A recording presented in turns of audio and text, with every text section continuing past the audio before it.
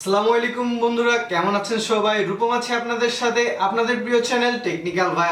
একদিন পর আবার চলে আসলাম নতুন একটি স্মার্টফোন নিয়ে, সেটি হচ্ছে রিয়েলমি স্মার্টফোন। আজকে পুরো ভিডিওতে রিয়েলমির একটি স্মার্টফোনকে কভার করব। পুরো ভিডিও জুড়ে আমি রূপম আপনাদের সাথে আছি। পুরো ভিডিওটি দেখবেন, লাইক কমেন্ট শেয়ার করবেন, সাবস্ক্রাইব করবেন চ্যানেলটি। আজকের স্মার্টফোনটি Realme 9 Pro কে নিয়ে। তো Realme 9 Pro এর যে স্মার্টফোনটির ফুল স্পেসিফিকেশন গুলো আছে সেগুলো আজকে রিভিল করব। চলুন তাহলে স্মার্টফোনটির রিভিউটি শুরু করা যাক।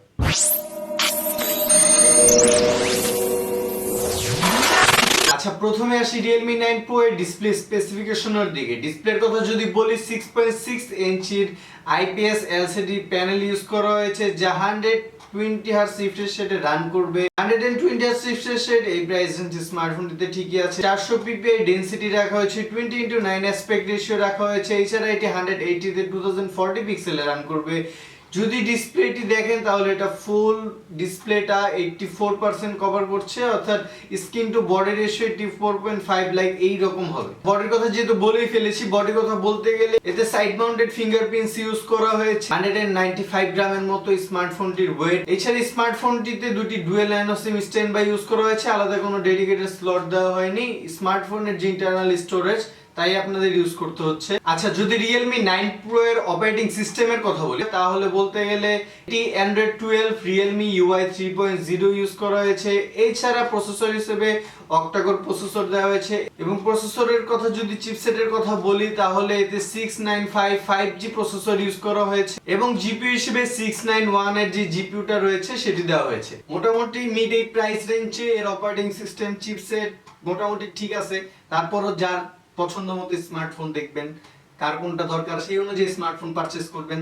আমার কথাই তো করবেন না। এখন প্রিভিয়াস যে স্মার্টফোনটা সেটা গেমারদেরকে বেস করে তৈরি করা হয়েছে। এই স্মার্টফোনটা মোটামুটি মিড বাজেটের যারা স্মার্টফোন জেনারেল ইউজার আছে, জেনারেল ইউজারকে বেস করে স্মার্টফোনটা তৈরি করছে রিয়েলমি। আচ্ছা, যদি Realme 9 এর ক্যামেরার দিকে আসি, ক্যামেরার দিকে আসলে দেখা যাবে যে পিছে তিনটি ক্যামেরা দেখা যাবে। তিনটি ক্যামেরার মধ্যে একটি হচ্ছে 64 মেগাপিক্সেলের ওয়াইড ক্যামেরা, 8 মেগাপিক্সেলের আলট্রা এবং 2 মেগাপিক্সেলের সেন্সর ইউজ করেছে তারা। ফ্রন্ট ক্যামেরা অর্থাৎ সেলফি ক্যামেরা হিসেবে 16 মেগাপিক্সেলের সিঙ্গেল সেলফি ক্যামেরা ইউজ করেছে।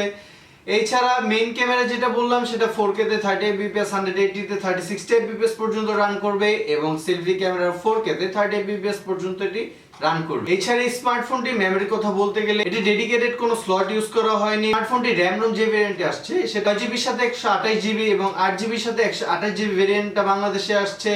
এটার 256GB কোনো ভেরিয়েন্ট এখন আসে নাই।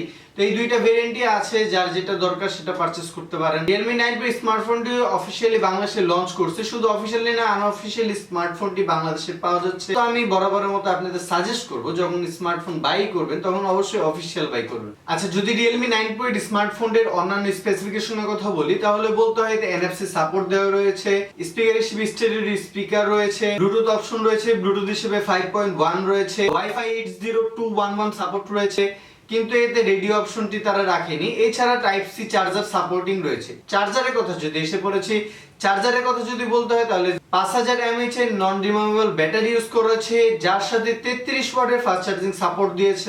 আমার মতে স্মার্টফোনটি বাজেট অনুযায়ী এবং ক্যাপাসিটি অনুযায়ী স্মার্টফোনটির ওয়াটের চার্জারটা আরো ভালো, কমপক্ষে 45 47 ওয়াটের যে চার্জার সেগুলো দিতে পারতো রিয়েলমি, বাট এখানে চার্জার একটু কিপটামি করছে, জানি না কেন। তো Realme 9 এর স্পেসিফিকেশন গুলো আপনারা বুঝতে পারছেন, অলমোস্ট এর স্পেসিফিকেশন গুলো বলা শেষ, শুধু এর কালারটা বলা বাকি। এটি তিনটি কালার ভেরিয়েন্টে আসছে, সেটি হচ্ছে midnight black, aurora green, sunshine blue. এই তিনটা কালার ভেরিয়েন্টে স্মার্টফোনটা আসছে। আপনাদের কাছে কোনটা ভালো লাগছে অবশ্যই কমেন্ট সেকশনে জানাবে। আচ্ছা, সব তো বলেই ফেললাম, এবারে প্রাইসের বলার বাকি। প্রাইসের কথা যদি বলি Realme 9 Pro তে তারা অফিশিয়ালি 31,990 টাকা এর প্রাইস রেখেছে, অর্থাৎ 6GB ভ্যারিয়েন্টটি। এবং যদি আনঅফিশিয়াল প্রাইস আপনাদের বলে দিই তাহলে এটি 23,500 টাকা, যেটা 6GB ভ্যারিয়েন্ট, এবং যেটা 8GB ভ্যারিয়েন্ট সেটা 27,000 টাকার মতো। অফিশিয়ালি 8GB যেটা সেটা 31,990 টাকা। 2-3 হাজার জন্য কিপটামি না করে আমি চাইবো অফিশিয়ালি ভাবে মোবাইলটা নিবেন। অফিশিয়াল মোবাইল ইউজ করলে দেশের লাভ, কোম্পানিরও লাভ, আপনারাও অনেক অফার টফার গিফট পাবেন ইনশাআল্লাহ। এছাড়া ভিডিওটি ভালো লাগলে অবশ্যই লাইক করবেন, কমেন্ট করবেন, বন্ধুদের মাঝখানে শেয়ার করবেন, অফুরন্ত ভালোবাসা নিবেন, এবং আমার নেক্সট ভিডিও দেখার জন্য অবশ্যই অপেক্ষা করবেন। চ্যানেলটি সাবস্ক্রাইব করতে একবারই ভুলবেন না। নতুন চ্যানেল, খারাপ হতে পারে কন্টেন্ট, ভালো মতো বুঝাইতে পারি না, তারপরও সাপোর্ট দিবেন, সাথে থাকবেন। নেক্সট ভিডিওগুলো ইনশাআল্লাহ ভালো হবে, ডেকোরেশন চেঞ্জ হচ্ছে রুমের, ভিডিও কোয়ালিটি ভালো হবে, সাউন্ড কোয়ালিটিও ভালো হবে। অবশ্যই আমাদের সাথে থাকবেন নতুন নতুন ভিডিও দিতে এবং টেকনিক্যাল রিলেটেড নিউজ আপডেট এবং প্রোডাক্ট সম্পর্কে জানাতে সবসময় আপনাদের পাশে থাকবো। নেক্সট ভিডিও দেখার জন্য অনুরোধ করব। ততক্ষণ পর্যন্ত আসসালামু আলাইকুম।